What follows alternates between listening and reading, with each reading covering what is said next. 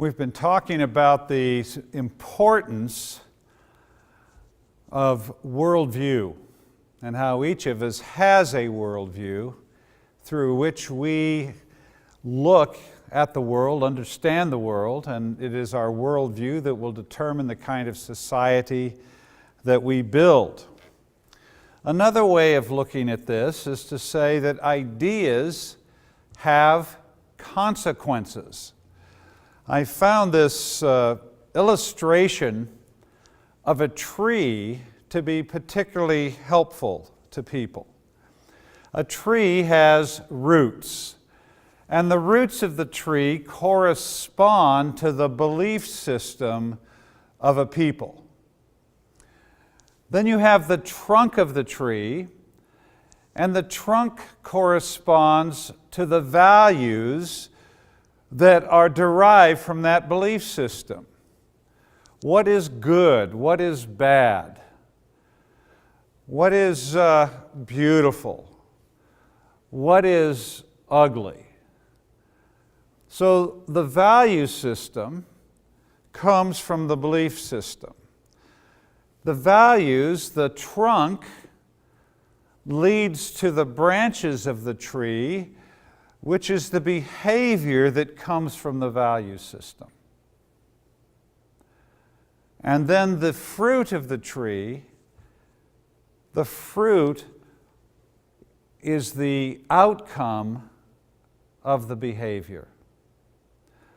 Ideas have consequences.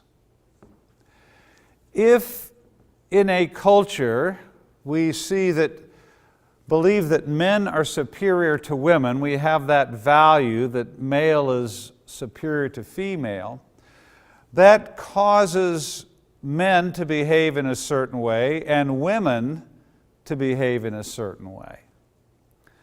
And that behavior has consequences. And as we looked at earlier, we now have 200 million fewer women alive in the world today. They're dead. And they're dead because someone killed them. It could have been a doctor in a sex selection abortion. It could be a midwife at the birth. It could be a husband killing his wife. But you have dead females to the extent that there are 200 million fewer women in the world than there should be. Why? The fruit comes from the root, the belief system that produced the value system that male is superior to female.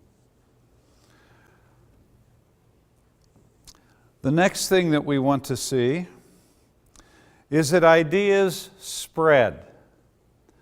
And they spread in three ways. They spread around the world, then they spread through time, and then they penetrate culture. And I'd like to look at each one of these for a moment. First of all, ideas spread around the surface of the world. Jesus in Acts chapter 1 said, "We are to be His witnesses in Jerusalem, in Judea, in Samaria, and to the uttermost corners of the world." Here, ideas are to move horizontally around the surface of the world. And the church understands this today. We have a real sense of wanting to see the gospel move around the world. And we are in what some people call the final frontiers of missions, taking the gospel to unreached people groups in very remote places. And the mission thrust has moved outwards around the surface of the world. The next way ideas travel, they travel through time from one generation to another. And often today, as Christians, we're not as conscious of the need to engage in this multi-generational experiment. But the gospel is to go from parents to children and children to grandchildren. It's to move from one generation to another. I was in the Ukraine a number of years ago, and after this session, a student came up to me, a woman came up to me, and she said, "Darryl, I have an illustration for you." She said, "I love to make roast beef, and all my friends love to come to my house to have roast beef." And one day, one of my friends said, "What is the secret of your roast beef? What do you do to it that makes it so special?" And she thought for a moment, and she said, "Well, maybe it's because I cut the end of the roast off before I put it in the pan and roast it." And the friend said, "Well, why do you do that?" And the girl said, "Well, I don't know." And she thought for a minute, and she thought, "Well, that's probably because that's how my mom did it." So her girlfriend said, "Well, why did your mom do it that way?" She said, "I don't know." "Well, next time you see your mom, ask your mom why she cut the end of the roast off." And so when she saw her mother later in the week, she said, "Mom, why did you cut the end of the roast off?" And the mother said, "I don't know. That's just how Grandma did it." "Well, why did Grandma do it that way?" "Well, I don't know. She just did." So the next time she saw her grandma, she said, "Grandma, why did you cut the end of the roast off before you put it in the pan?" And her grandma said, "Because I had a very small pan and couldn't get the roast in it, so I had to cut the end off." "Well, why do we do the things that we do?" "I don't know. It's just because that's how my father did it, or my grandfather, or my mother, or my grandmother." And very often we live unexamined lives. We do things almost as if we are a programmed machine, as opposed to an image bearer of God who is wrestling with ideas and thinking about the reasons we do things, and thinking about where ideas come from and the impact they have on our lives. So ideas move from one generation to another, and if they are good ideas, then we are blessed by those ideas. But if they're not good ideas, then we receive the burden of those bad ideas. The third way ideas travel is vertically.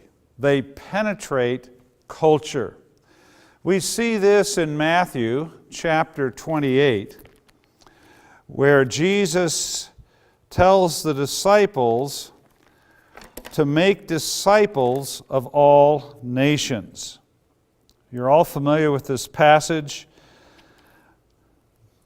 Matthew 28:19, "Therefore go and make disciples of all nations, baptizing them in the name of the Father and of the Son and the Holy Spirit, and teaching them to obey all that I have commanded." The gospel is not just to go around the world, the gospel is to penetrate culture.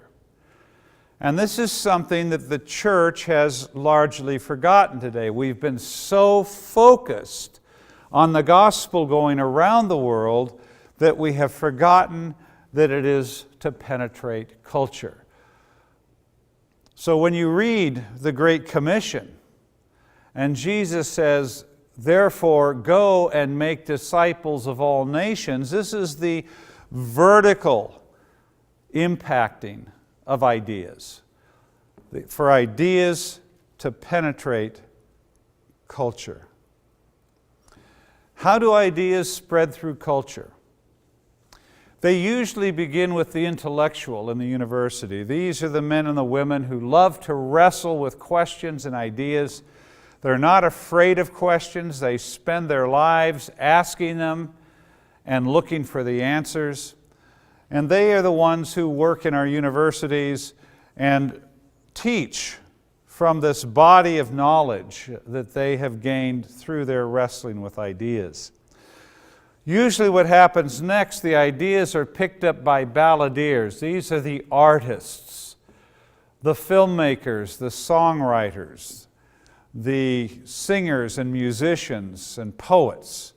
And they are very sensitive people. They usually are the ones that hear the ideas coming before anyone else, and they take and put these ideas into their artistic expression, and the ideas begin to go from there into the culture. They begin to shape culture. The professionals are the ones who pick this up next. These are the doctors, the lawyers, the architects, and they take the ideas that are now part of the popular culture and they create laws and build institutions and structures in society that reflect these ideas. And then we live within the framework of these ideas. And then last, of course, is the common man and woman in a society, and whether the laws are just or corrupt, they are the ones that pay the price for the laws and structures that have been created. So ideas move around the world, they move through time, and they penetrate culture. And it is the penetration of culture that we largely as a church have forgotten. We have seen the Great Commission as going into all the world, preaching the gospel, saving souls for heaven, and maybe planting churches, but we have not seen the gospel as discipling nations.